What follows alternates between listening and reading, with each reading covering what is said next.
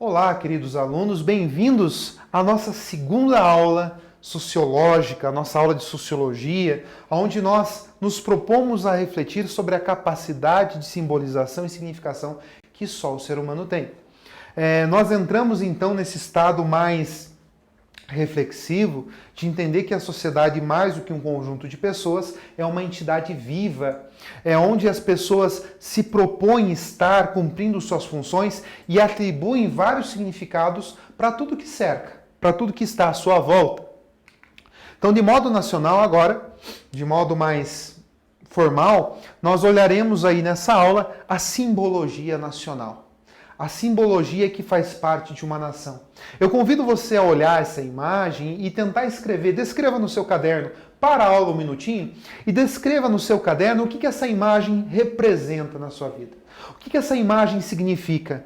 O que esse símbolo que faz parte da nossa sociedade, qual a importância que ele tem no seu dia a dia, na sua escola, na sua sociedade? Pergunta para os seus pais, para os seus colegas, qual que é a importância desse sinal que nós temos aqui? Para isso, a gente vai trabalhar então a ideia da simbologia nacional. Essa simbologia que faz parte de uma nação. Mas antes de tudo, nós precisamos entender que nós somos animais capazes de simbolizar. Muitos vão dizer que a capacidade de simbolização é justamente dos fatores que nos distingue dos seres humanos. Então vejam aqui, nós somos animais capazes de simbolizar e significar o que sentimos e pensamos através de símbolos, através de representações que nos mostram o nosso estado de espírito. Eu coloquei algumas imagens bem interessantes para que a gente pudesse observar. Os emotions, que são tanto usados no nosso dia a dia, como eles nos representam. Repare que quando você manda para uma pessoa, você dá a ela qual que é o teu estado de espírito nesse momento. Como que você está se sentindo? Triste, alegre, feliz, bem, mal, doente? Outra simbologia muito usada no nosso cotidiano, essa imagem do coração. A gente usa um órgão do corpo para representar estados de espírito, aquilo que a gente sente. Quando você fala, essa menina é dura de coração. Ou esse menino tem um coração mole. Repare que nós pegamos um mero símbolo, um mero objeto e o caracterizamos como um estado de espírito, algo que revela a forma como nós nos sentimos ou a forma como nós nos pensamos. Quando eu digo para você que eu estou com o meu coração partido, você vai entender aquilo que eu estou passando. Ao mesmo tempo, a linguagem do amor, quando você quer escrever uma carta a alguém que você gosta, o símbolo do coração vai expressar aquilo que você sente por essa pessoa. Ao mesmo tempo, uma linguagem que veio desde os tempos mais primordiais, as tatuagens, são formas de expressão, elas significam, elas trazem uma história. Certamente, se você pergunta para pessoas que têm tatuagens, eles vão saber contar a história de cada uma. Eles vão te ensinar e tentar te explicar como eles entendem cada tatuagem daquela, o que caracterizou eles fazerem cada tatuagem e por que aquilo é tão importante na vida deles. Ou seja, é a nossa capacidade de simbolizar e significar todas as coisas que estão presentes à nossa volta e no nosso meio.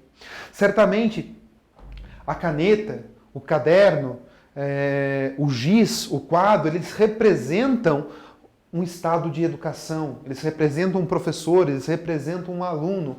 Ou seja, simbolizar e significar é uma coisa do nosso cotidiano. Uma ideia interessante da gente absorver, convido vocês a darem uma olhadinha aqui, os símbolos eles transcendem. Eu tenho aqui uma passagem do poeta português, o Camões, e que ele vai mostrar como que essa simbologia ela transcende. A linguagem ela também é símbolo. Olha só que interessante, talvez seja um dos poemas mais usados e que para mim também é um dos poemas mais belos que nós temos, quando ele diz o seguinte, o amor é fogo que arde sem se ver. Olha só como essa linguagem ela transcendeu. O fogo ele tem que queimar, ele tem que arder, ele tem que machucar. Como pode agora ser um amor? Um fogo que arde sem se ver. Como que eu posso não ver um elemento físico? É ferida que dói e não se sente. É um contentamento descontente. Como que pode uma pessoa estar num contentamento descontente? São coisas ambíguas. Às vezes uma com a outra não pode conviver, são coisas opostas.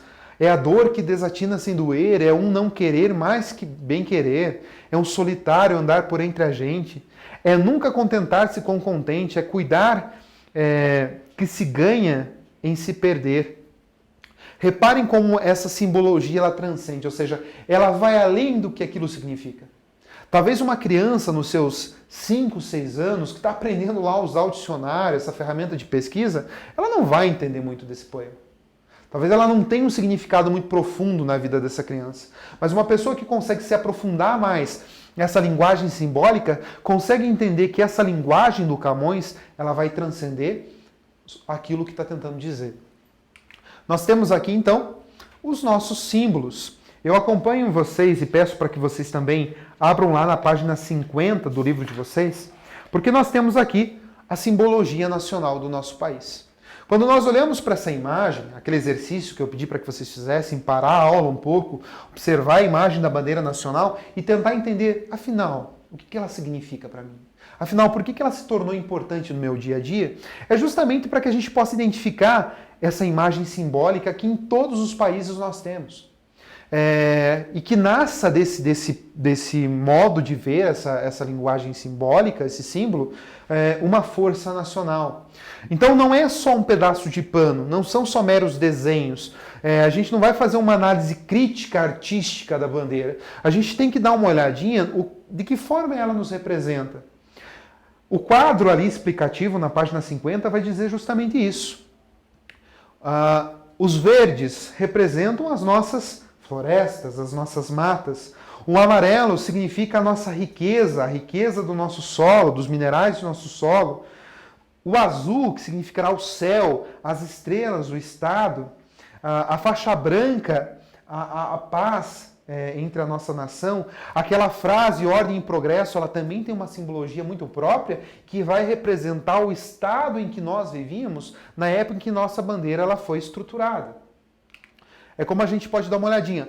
Ordem e progresso provém de uma filosofia francesa chamada uma filosofia positivista, defendida por um autor francês, um pensador, chamado Auguste Comte. O Auguste Comte, ele considera que a ciência é a mãe de todas as sabedorias. A ciência é aquela que nos aproxima da verdade, é aquela que nos dá o conhecimento mais seguro.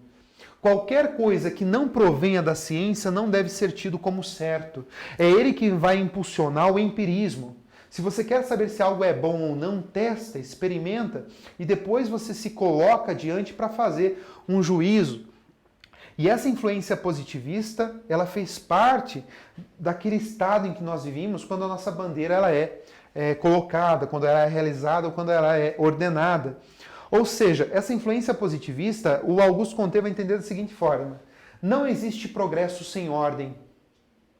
Não existe ordem sem progresso. São duas coisas que estão intimamente ligadas. A gente pode observar uma sala de aula sem ordem.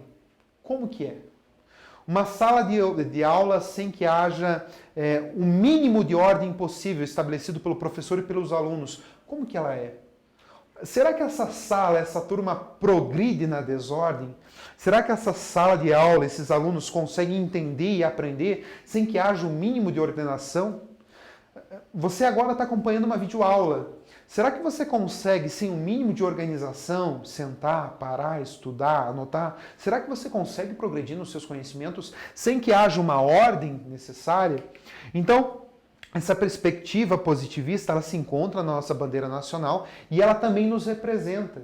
Ela representa esse contexto que nós viveríamos e que nós atualmente vivemos e que nós viveremos mais tarde também. Considerações finais que a gente pode fazer sobre os símbolos. Essa perspectiva, esse estudo, ele é um estudo sociológico justamente porque está contido nos ramos sociais e ao mesmo tempo são frutos do ser humano. Então nós temos a ideia de que os símbolos são orientadores. Quando você entra num cinema, você olha símbolos que te orientam, entrada, saída, o que deve ser feito, onde é lixeira, ou seja, eles dão normas, eles normatizam o nosso estado. Eles formam e integram a cultura de um povo, eles representam, cada povo tem seus símbolos próprios, os seus significados, e vai representar a forma de ser daquele povo, como no caso da nossa bandeira. Eles não são fixos nem imutáveis, ou seja, eles podem ser alterados, eles podem ser modificados, eles vão sofrer alterações conforme o tempo passa. E são relativos, porque o que significa o que um símbolo representa para um povo pode ser que não represente o mesmo para o outro. E ao mesmo tempo, há uma multiplicidade de símbolos. A gente não consegue enquadrar ou encaixar em uma aula a quantidade exorbitante de símbolos que nós temos. O fator importante para a sociologia é necessário conhecê-los. O fator importante para a sociologia faz parte da sociedade, esse estudo aprofundado dos símbolos, reconhecer os símbolos como uma linguagem humana e que vai perpassar por toda a nossa vida. Como atividade de casa, como indicativo, eu gostaria de pedir para vocês que realizassem a atividade da página 51, que ao mesmo tempo também fizessem o exercício 1 e 2 lá da atividade praticando da página 52 e, é claro, sempre saliento o acesso à nossa plataforma. A nossa plataforma é uma ferramenta essencial para que você possa formar um conhecimento mais teórico, para que você possa revisar o conteúdo e para que você possa crescer nos seus estudos. Eu agradeço e até a próxima.